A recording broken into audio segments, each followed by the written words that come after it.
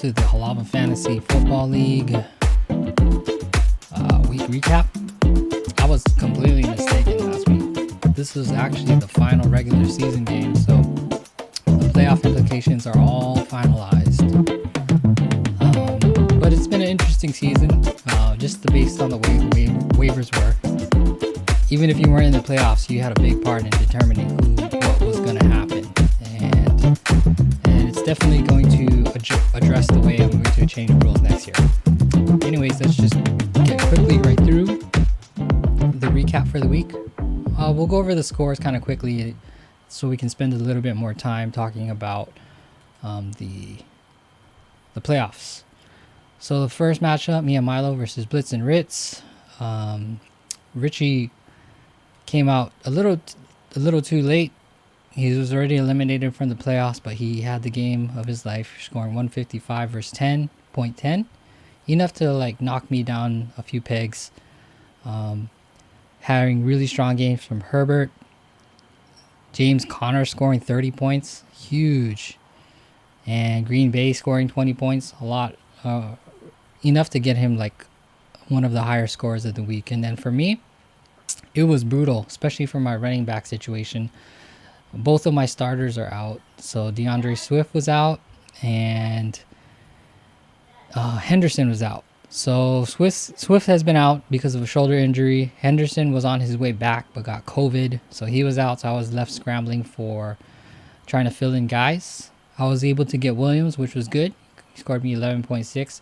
I was trying to get Jefferson, who turned out not playing. So I don't know if he had COVID or what. But after the fact, Yahoo tells me, oh, he's healthy, by the way. I said, well, not healthy enough to play. So not like he would have made much of a difference in this week.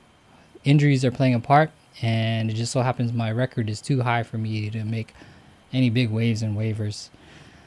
Next up, James versus Brownsville Jets. This is another huge playoff implication game. Playoff position for James, and whether Mike would be able to make the playoffs. Unfortunately for Mike, Lamar Jackson got hurt, and that really tanked his chances in securing that last playoff spot.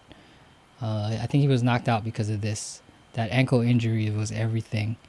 Even Andrew was able to score 23 points for Baltimore, but that wasn't enough for him to overcome really strong games from Tom Brady, who had 33.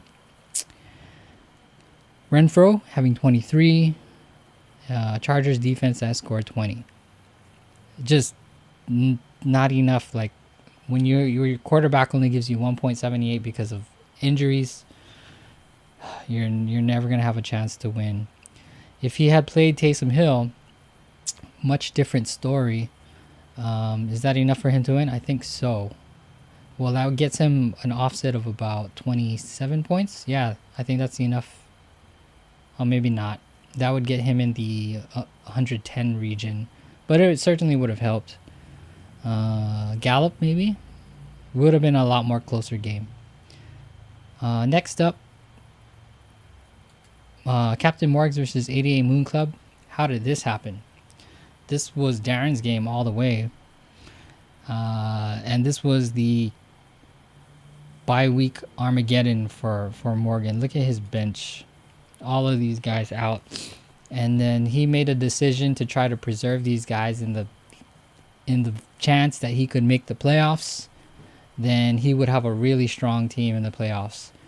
It didn't look like he was going to win, but when you look at Darren, what happened with Darren is he benched his wide receiver and his defense, giving Morgan the win and a chance. After you take a look at what the point differential was, had a chance to be in the playoffs because 7-7 was the cutoff point. He had strong games from Fournette, strong games from Kamara, Clyde Edwards-Helaire, and Butker, all strong. And even if he had played these guys, Anderson would have gave him 17 points and a 20-point Rams defense. But he was already eliminated, so he graciously gave Morgan the win. See if he could have a chance to make the playoffs. Next up, another game that has huge playoff implications. Gary needed to win to stay alive, to get to that 7-7 record to stay alive, and this was a playoff position thing for Eric too. Kyler Murray kind of underperformed a little bit, but salvaged his game, having 23. But Mooney and Hill and Hunt and Fant and Bass all just not doing so good. His team is kind of on the downswing. Seattle D is pretty good. And even with Gary not doing so good with McLaurin and Conklin, he had good, strong games from Williams and Aaron Rodgers, DeAndre Hopkins, enough for him to get the win and stay in the playoff race. As far as what happened on the bench, he had Jamar Chase have 22 points. That certainly would have helped him, especially in place of McLaurin and even Odell Beckham. Looks like your bench is the LA Rams here. Singletary did a little bit better than predicted for Eric. And Eric picked up Booker, who kind of overachieved as well. And Njoku had COVID, and this was a week too. Like, a lot of teams got decimated by COVID. In particular, like for me, the Lions, they ended up having to bring guys off the practice squad just to play. That's why I tried to get Jamar Jefferson, but he didn't do nothing for me. Next up, the Whipping Boy versus Hurts to Lose. Once again, Brad is like very, very strong. He scored the highest score of the week, 173.32. Roethlisberger giving him 28 in spite of Hurts being out. Tennessee gave him 29 points. Dallas would have given him a little bit more, but I mean, his strategy to lock down strong defensive teams has worked out well for him. And then having guys like Adams get him almost 30. Najee Harris getting 25 points. Just from a statistical fantasy standpoint, the Steelers did good for Brad, even though they kind of like stunk it up because of what happened with Claypool and all of that. His team is strong, and he's going to have top spots in the playoffs, so look out for Brad. And then what helps him too is he doesn't have guys that are going to sit out the last few games just because they're slow on the playoff front. They're going to play to the end, so that's going to help him a lot. And then for Aaron, okay game from Russell Wilson, and just not strong enough of a week for him. Like, he had strong games that he lost. This was a game where he was good enough to win against some other teams, but definitely not enough to win against Brad. So a tough year for Aaron. This illustrates it once again. Just those matchups have been brutal for Aaron.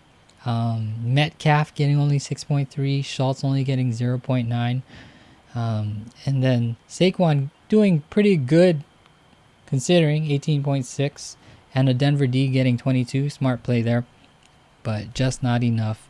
And then even not much he could do with his bench. I mean, he could have played Cooks in front of Metcalf, but that's not an intuitive move to make anyway. So just a tough year for Aaron.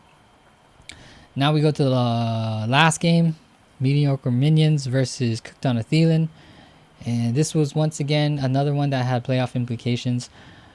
Jeremy needed to win this to stay in the playoff hunt, and his team let him down. And Mike, let's step back a minute. Did I misspeak? I did misspeak.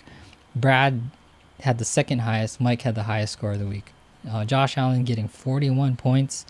Dalvin Cook getting 37. Kittle getting 27. New Orleans D with 21. Patterson with 14. Excellent scores from Mike. And this was huge for him. And these points are super critical for that very last couple of playoff spots. And unfortunately for Jeremy, ever since losing Derrick Henry, it's just been all downhill for him. And then you'll find, just in the case of for everybody, it's just been a really rough year, especially with the way the rules were. Let's look at the standings right now. This isn't updated. It'll update tomorrow, but I did kind of calculate what the actual standings are going to be. Brad stands alone at 10-4, so he's going to be top spots, and I think he has the highest points for. So Brad is looking really, really strong at having a repeat, a back-to-back. So good for him. Eric loses, Mia Milo loses, James wins. So that is a shuffling of these. James actually moves into second place by outscoring Eric. Interesting with James is he finally played a tight end. So it came at the right time, because here's the points for James. 1,673.36. Eric had 1,664.78. So that tight end is almost enough for James to take second place from Eric and stealing that bye week. So both James and Brad skip next week's game, and they get a bye. That moves Eric to third place. Mia Milo goes to fourth place, and then we play the remaining guys. So there's going to now be 1, 2, 3, 4 7-7 teams. Brownsville Jets falls to 7-7. Cookdown Thielen moves up to 7-7. Jeremy falls out. Morgan was gifted 7-7 by Darren, and Gary scraped and clawed for their 7-7. So these are the guys between these four, except for Jeremy, are all 7-7 guys. So the tiebreaker is the points for. So here's who gets the fifth spot. With the fifth spot and that huge point scoring, that jumps up Cooked on a Thielen to the fifth place position. And then the sixth place and last playoff spot goes to Morgan, Captain Morgs.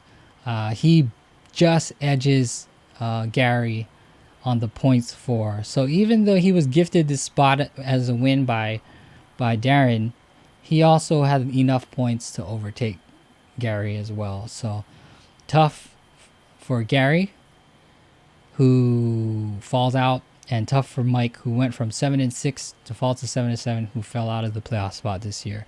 So we have our final spots left. The last three were already out, but they definitely had an impact. In particular, like Darren gave Morgan a win, which was critical for him and his bye week.